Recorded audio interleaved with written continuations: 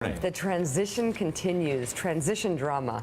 There is new reporting this morning, some which comes from Joe himself, but that the Trump administration will be moving into some key roles. A source close with the transition process tells NBC News that Trump is widely expected to select, and this is one we should talk about, Lieutenant General Michael Flynn for National Security Advisor.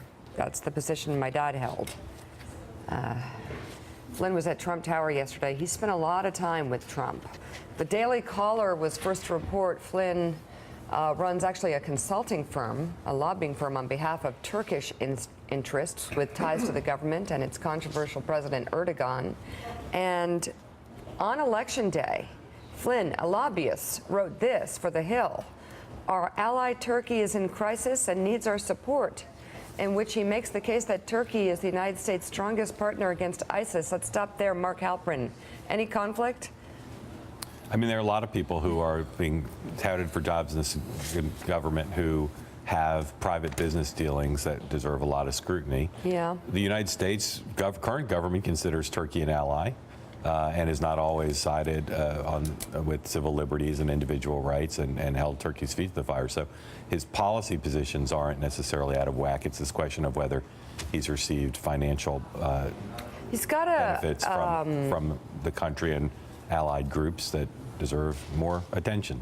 Yeah. Is there more? I mean, my understanding is he has a little bit of a reputation for saying things that are a little bit inappropriate, to say the least. He has spent a lot of time with Donald Trump. I know that they have a good relationship, but what are the risks here? Well, I mean, his appointment, if it comes, will be a manifestation of what is guiding this transition. It guides a lot of transitions, which is loyalty. He was an early and aggressive supporter of Donald Trump and a spokesman for the campaign, and he's been very influential. Temperamentally, a lot of people have questions about whether he's the right person for the job, but a lot of people had questions about the president-elect and his temperament, and I don't think Donald Trump's going to shy away from picking somebody because they've got a big personality. He gets mixed reviews. He's had an interesting career. He ran intelligence operations for Stan McChrystal in Afghanistan and got very high marks when he was doing that. After he left McChrystal and Afghanistan, there are people in the intelligence community who feel that something happened to him personally in his objections to policies that were being conducted, and he began quibbling and arguing with every element of the intel community that he would interact with. And I think that's where his reputation of being, you know, a contrarian actually began. I've had limited dealings with him. I find his personality to be a lot like Donald Trump's. So the problem, I'm concerned about extremely kind of cozy ties with Russia, that I don't think he would have anything that, I mean, unless I'm missing something, correct me if I'm wrong, that he would not help develop an actual strategic framework for that relationship, and that he's got kind of crisscrossing ties with Russia. Some people call this a nightmare. He's been, I guess, known to have said some very insensitive things, retweeted an anti-Semitic tweet. Rick Tyler, what have you heard? Well, look, the National Security Advisor has an important role, and as Chuck Todd reported last night, that it really sets the tone for how Donald Trump intends to conduct national security and foreign affairs and the Defense Department, because he acts somewhat as the liaison between the Secretary of State and the Department of Defense.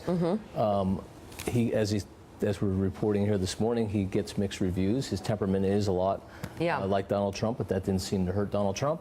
And so it's one of those that remains to be seen. But the campaign is very different than actually running. Well, absolutely. And being a world representative of the world. But a lot of it's going to depend on who else is around the president-elect. Exactly. I mean, the National Security Advisor is going to be there in the White House every single day. Who is going to be the CIA director? Who's going to replace John Brennan? Who's going to be the Secretary of State? They have their own separate intelligence operation. Those appointments even more important. The Defense Department has its own separate intelligence agency. He's known for being a big critic of the Obama administration. He says but he was appointed by Obama, and it left badly. He worked the Obama administration. He believes he was forced out of the Obama administration because of the criticism he put forth publicly and privately of the Obama administration, saying Al-Qaeda had been defeated. He said, no, they haven't been defeated. So then he went out after, and some of the Russian ties you're talking about is he became effectively an analyst for the RT network, which is obviously the Russian government-backed network, and he would go on there and criticize President Obama. So Yeah. some of the ties to Russia you're talking about will raise questions. Yeah.